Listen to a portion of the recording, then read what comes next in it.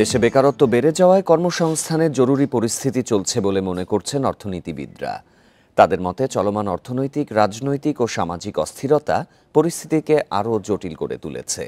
বেসরকারি গবেষণা প্রতিষ্ঠান পিপিআরসি আয়োজিত কিসে দারিদ্র্য বাড়ছে শীর্ষক অনলাইন সেমিনারে কয়েকজন অর্থনীতিবিদ এমন কথা বলেন।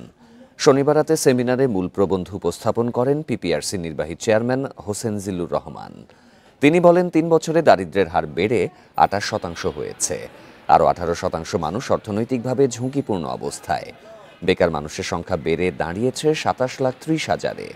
সেই সঙ্গে শিক্ষা খাতের সংকট ও সামাজিক নিরাপত্তা কর্মসূচির দুর্বলতায় আগামী দিনে দারিদ্র্য পরিস্থিতি আরও খারাপ হওয়ার আশঙ্কা অর্থনীতিবিদদের। কর্মসংস্থানের মহাসংকটের একটা ইঙ্গিত পাওয়া যাচ্ছে। আমাদের পিপিআরসির পরিসংখ্যান ব্যুরোর পরিসংখ্যান সবই কিন্তু একটি চিত্র দিচ্ছে যে বেকারত্ব বৃদ্ধি পাচ্ছে, ছদ্ম বেকারত্ব আরও মারাত্মক একটা অবস্থায় আছে। আমাদের নারীর কর্মসংস্থান স্থবির একটা জায়গায় আছে।